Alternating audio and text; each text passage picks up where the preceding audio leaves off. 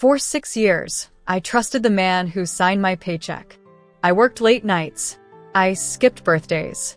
I missed my own sister's wedding rehearsal because he told me, "The company needs you right now." I believed him. I believed every word. But here's the truth he never wanted me to find out. For 6 years, he was paying me almost 40% less than what my job was actually worth. Not because the company couldn't afford it. Not because I wasn't good enough. He did it on purpose. Quietly. Carefully. Like it was a game only he knew he was playing. And when I finally found the proof, one single document, buried where he thought no one would ever look, it didn't just get me the money I was owed. It ended his career. By the end of this video, you'll understand exactly how a quiet, overlooked employee took down a man who thought he was untouchable.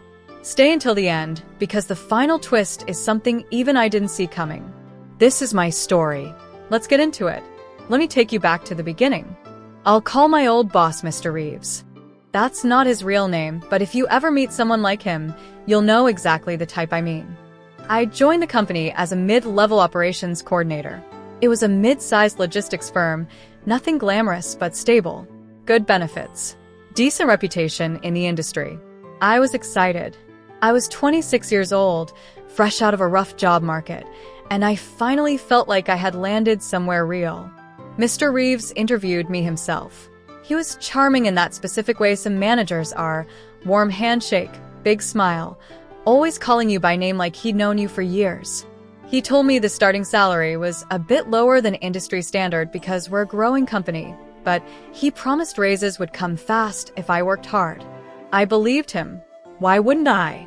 I had no reason not to. The first year I worked hard. Genuinely hard. I redesigned 2 of our shipping workflows that saved the company real money. My manager at the time, not Reeves, but someone under him, told me I was one of the best hires they'd made in years. I felt proud. I felt like I belonged. But raise season came and went again. Every year, Reeves had an excuse. Budget's tight this quarter. We're investing in new software, so bonuses are frozen. You're doing great, but corporate capped raises company-wide this year. I believed him every single time. Meanwhile, I started noticing small things. Odd things. A new hire, someone with less experience than me, doing a similar role, mentioned casually in the break room what their starting salary was. It was almost what I was making after 4 years. I told myself it was a coincidence. Maybe they negotiated well. Maybe the market had changed. Then another coworker, someone who eventually became a close friend, quietly told me something that changed everything. She said, "You know Reeves decides raises manually, right? He doesn't follow the pay bands HR sets. He just picks numbers." At the time, I didn't think much of it. I assumed maybe he was just disorganized, busy, overwhelmed with his other responsibilities. I had no idea how wrong I was. Years passed. I kept working. I kept believing the excuses. I trained new employees who, within 18 months, were earning close to what I made after 5 years of loyalty. I told myself I was being paranoid. I told myself companies don't do this on purpose. Surely, there was a logical explanation. There wasn't. And the moment I discovered the truth, I realized I hadn't just lost money. I had lost years of my life trusting a man who was quietly, deliberately, taking advantage of me the entire time. Before I tell you how I found out, let me explain something important, because this part matters if you're watching this and wondering whether something similar might be happening to you. Wage discrimination and pay manipulation are more common than most people realize. According to workplace studies across multiple countries, a significant number of employees are underpaid compared to their peers doing the exact same job, sometimes by a wide margin. And most of the time, employees never find out. Companies count on silence. They count on people not comparing notes. They count on loyalty being mistaken for leverage. Here's how it usually works and how it worked in my case. First, information control. Reeves made sure no one openly discussed salaries. It wasn't written in any handbook. It was just understood. If you asked a coworker what they made, it felt awkward, almost forbidden. This is one of the oldest tricks in the book. When people don't compare numbers, unfair pay never gets discovered. Second, Personalized excuses. Every employee got a different reason for why their raise was delayed or smaller than expected. Mine was budget. Someone else's was, we need to see more consistency. Another coworker was told, you're already paid well for this role. Different stories, same result. Nobody got what they were promised, but nobody realized the pattern because each excuse felt personal and specific. Third, exploiting loyalty.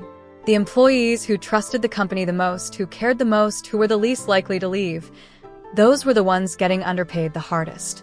Reeves knew that people who loved their jobs were less likely to negotiate aggressively or threaten to quit. My dedication wasn't rewarded. It was used against me. Fourth, the paper trail problem. Most underpayment schemes rely on there being no clear evidence. Verbal promises, vague performance reviews, no formal documentation tying pay decisions to actual criteria. This makes it almost impossible for an employee to prove anything, even if they suspect something is wrong. This is exactly why what happened next mattered so much. Because eventually, I found the one thing Reeves never expected anyone to see. A single spreadsheet. Let me explain how. It happened on an ordinary Tuesday. Nothing dramatic. No warning. I was helping cover for someone in HR who was out sick. Reeves asked me to pull some quarterly reports from the shared company drive since I had temporary access for the task. While searching through folders, I noticed something odd. A folder simply named Comp Review, Internal, tucked inside a subfolder that wasn't part of the usual HR structure. I almost didn't open it. I want to be honest about that. Part of me hesitated because it felt like I was stepping somewhere I wasn't supposed to be. But curiosity, and maybe some instinct I didn't fully understand yet, made me click. Inside was a spreadsheet. Rows and rows of employee names, roles, and salary figures. Not the official HR payroll sheet, a separate, private tracking document. And next to my name, along with several others, was a column labeled simply, Adjustment Factor. My adjustment factor was listed as 0.62. At first, I didn't understand what that meant. But as I scrolled, I found a note at the top of the sheet, clearly written by Reeves himself. It explained that this adjustment factor was applied to certain employees' calculated market rate salary to determine their actual offered salary, supposedly based on retention risk and negotiation likelihood. In plain English, employees who were unlikely to push back, unlikely to negotiate, or unlikely to leave were deliberately paid a fraction of what the role was actually worth. My market rate, the number the company itself had calculated my role was worth, was almost 40% higher than what I was actually being paid, and that gap had existed since almost the beginning. I sat there staring at the screen for a long time. 6 years. 6 years of missed vacations, extra shifts, late nights, believing every excuse, while a formula sitting quietly on a private spreadsheet decided I simply wasn't worth negotiating fairly with. I didn't cry. I didn't confront him immediately. I did something else instead, something I now believe was the smartest decision of my professional life. I made a copy, not a screenshot. A full, time-stamped copy, saved securely, along with details of exactly where I found it and when. I didn't touch anything else. I didn't tell a single coworker yet. I closed the folder, finished the report Reeves asked for, and went home like nothing happened. That night, I researched everything I could about wage documentation, workplace fairness laws, and how companies are legally required to handle pay equity. I learned that in many regions, deliberately paying employees differently for the same role based on factors unrelated to performance, especially in a documented, calculated way like this, isn't just unethical. It can be illegal, and it can expose a company to serious legal and financial consequences. I also learned something else, something crucial. Timing and documentation matter more than emotion. If I had walked into Reeves's office that same day and confronted him, he could have deleted the file, claimed I was lying, or worse, quietly pushed me out before I could act. So instead, I stayed calm. For the next few weeks, I quietly gathered more. I compared my performance reviews, which were consistently excellent, against my pay history. I reached out, carefully and privately, to two former coworkers who had left the company on good terms and asked if they'd be willing to share their own experience if it ever became relevant. Both said yes, once they heard what I'd found. Then I consulted an employment rights advisor. I explained everything. They confirmed what I suspected. This wasn't just unfair, it was a pattern that could be formally challenged, and the spreadsheet itself, if authentic, was extremely damaging evidence. I filed a formal complaint through the proper legal channel, submitting the documentation alongside my complete employment and performance history. What happened next moved faster than I expected. The company launched an internal investigation. Reeves, of course, denied everything at first. He claimed the spreadsheet was hypothetical, a planning exercise, something that was never actually implemented. But the numbers told a different story. Investigators cross-referenced the adjustment factors against real payroll history, and the pattern matched exactly. Employees with low adjustment factors were, without exception, paid significantly below their calculated market rate. Employees with high adjustment factors, mostly people close to Reeves or people who had previously threatened to quit, were paid at or above market rate. It wasn't hypothetical. It was a system, and he had been running it for years. Once the investigation confirmed the pattern, more employees came forward, encouraged by the fact that someone had finally proven what many had quietly suspected. The two former coworkers I'd spoken to earlier gave statements. Others still working there added their own pay history to the growing case. Reeves was suspended within 2 weeks of the investigation's conclusion. Not long after, he was formally terminated, not just for the pay practices, but for what investigators called a documented pattern of deliberate wage discrimination and misrepresentation to company leadership. He didn't just lose his job. Word spreads fast in this industry. Within months, his name became associated with the scandal in professional circles.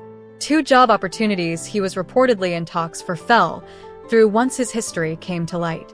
A man who once walked into rooms like he owned them was suddenly the person nobody wanted to be associated with.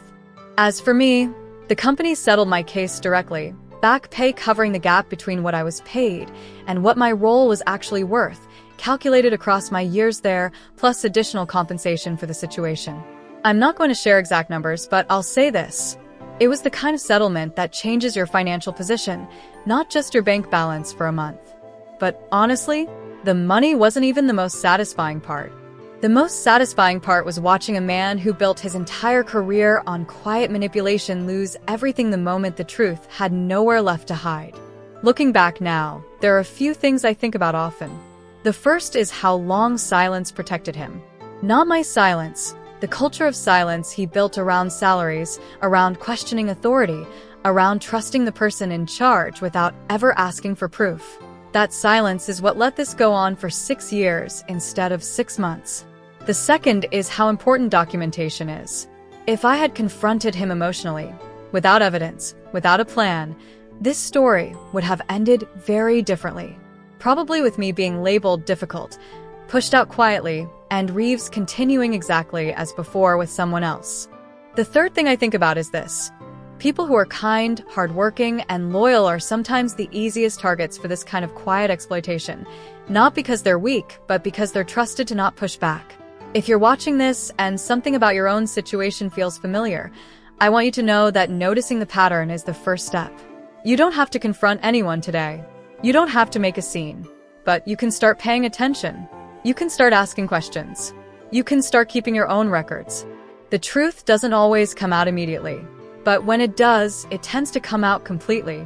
So that's the full story.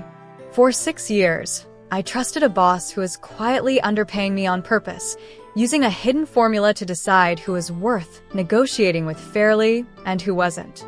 I found the proof by accident, stayed calm, gathered evidence carefully, and let the truth do what excuses and apologies never could. In the end, I got the compensation I was always owed. And the man who thought he could hide behind excuses, charm, and a private spreadsheet lost the career he built on other people's silence. If there's one thing I want you to take from this video, it's simple. Pay attention, trust your instincts, and never be afraid to quietly look for the truth. You don't need anger to win. You just need patience and proof. If this story hit home for you, or if you've ever experienced something similar at work, let me know in the comments. I read every single one, and honestly, some of your stories are just as wild as mine. If you enjoyed this video, hit that subscribe button for more real-life stories like this one every week. And if you want to see what happened after the settlement, including the one phone call I got from Reeves months later, let me know down below because that might just be part 2. Thanks for watching, and I'll see you in the next story.